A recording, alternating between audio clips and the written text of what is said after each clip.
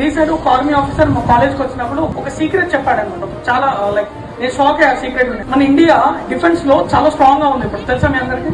ఈ మధ్య news follow చూడండి, డ్రగ్స్ మీద ఎక్కువ వస్తుంటాయి. బయట కంట్రీస్ నుండి పోర్ట్ లో like thousands of tons drugs పట్టుకుంటున్నారు రెగ్యులర్ గా. అవన్నీ కూడా ఫ్రీగా ఇండియాకి సప్లై చేస్తున్నారు ఫ్రీగా. పేరెంట్స్, టీచర్స్ మీరు కూడా అబ్జర్వ్ చేయండి. నార్మల్ డ్రగ్స్ అనేది చాలా కాస్ట్లీ. ఈ మధ్య గవర్నమెంట్ స్కూల్స్ బయట అండ్ అక్కడక్కడ చిన్న చిన్న షాప్స్ లో 5 రూపీస్ చాక్లెట్స్ పెట్టి కూడా సేల్ చేస్తున్నారు. ప్రెసెంట్ ఇండియా డిఫెన్స్ లో చాలా స్ట్రాంగ్ ఉంది. ఏ కంట్రీ కూడా ఇండియాతో పెట్టుకోలేదు. ఇప్పుడున్న జనరేషన్ లో ఏ కంట్రీ కూడా ఇండియాతో పెట్టుకోలేదు, పెట్టుకుంటే గెలవదు. అలాంటి స్ట్రాంగ్ గా ఇండియా ఉంది. దీన్ని డౌన్ ఫాల్ చేయాలంటే బయట కంట్రీస్ ఫ్రీగా డ్రగ్స్ ఎందుకు సప్లై చేస్తుంది ఇండియాకి అంటే స్టూడెంట్స్ కి అట్రాక్ట్ చేయాలి. అంటే లైక్ స్టూడెంట్స్ కి అలవాటు చేయాలి drugs. 8th class, 9th class, 10th class, intermediate students చాలా వరకు డ్రగ్స్ అడిక్ట్ అయి ఉన్నారు ఆల్రెడీ మార్కెట్ లో.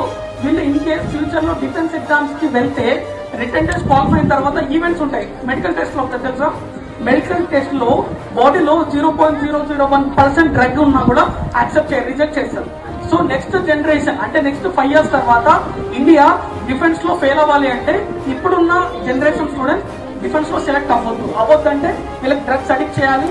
వీళ్ళు నెక్స్ట్ 5 years జనరేషన్ తర్వాత వీళ్ళు మెడికల్ టెస్ట్ లో ఫెయిల్ అవ్వాలి. అప్పుడు ఇండియా డిఫెన్స్ లో డౌన్ ఫాల్ అవుతుంది. సో ఏ కంట్రీ అయినా డిఫెన్స్ ఇండియాని ఈజీగా స్మాష్ చేయగలుగుతుంది. పాయింట్ అర్థమవుతుందా? పేరెంట్స్ అండ్ టీచర్స్ ప్లీజ్ ఇది అబ్జర్వ్ చేయండి.